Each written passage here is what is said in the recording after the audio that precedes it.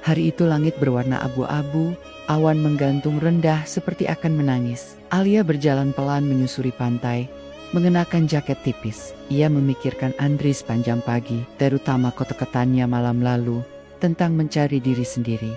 Namun pikiran itu tidak datang sendiri.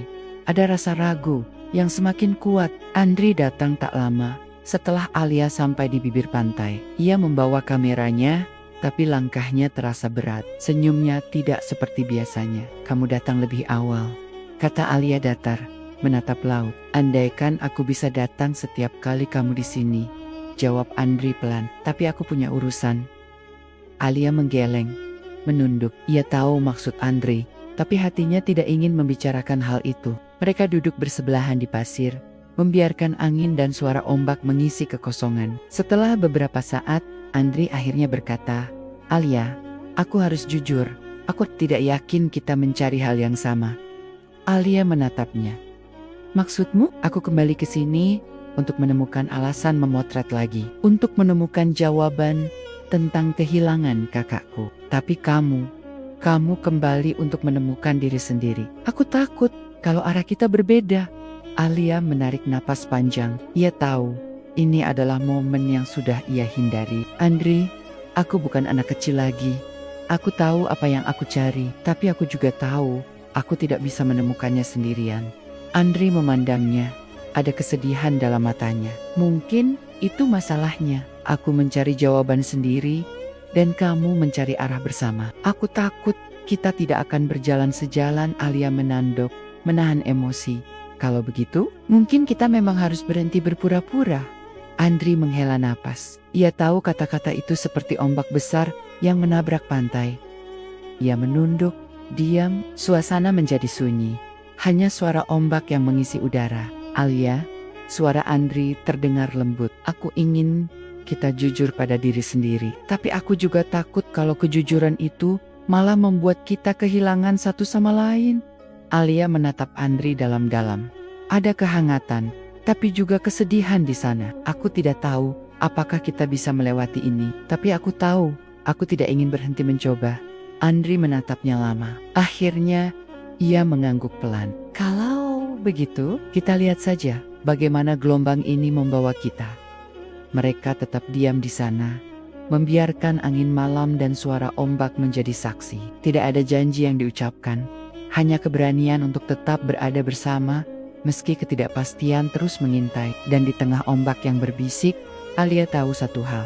Perjalanan ini belum selesai. Beberapa hari setelah pertemuan di pantai yang penuh kejujuran itu, Alia merasa ada jarak yang terbentuk antara dirinya dan Andri. Mereka masih bertemu, tapi suasananya tidak lagi seperti sebelumnya. Ada kesunyian yang berat, dan percakapan terasa penuh pertanyaan tak terjawab. Hari itu Alia memutuskan pergi ke kafe kecil di tepi pantai. Ia ingin sendiri menenangkan pikirannya sebelum memutuskan langkah berikutnya. Ia memesan secangkir kopi hangat dan duduk di sudut jendela, menatap ombak dari kejauhan. Tidak lama kemudian, Andri masuk ke kafe. Matanya langsung mencari sosok Alia. Ia berjalan mendekat, ragu namun pasti. "Kamu di sini," ujarnya sederhana. Alia menoleh. "Andri."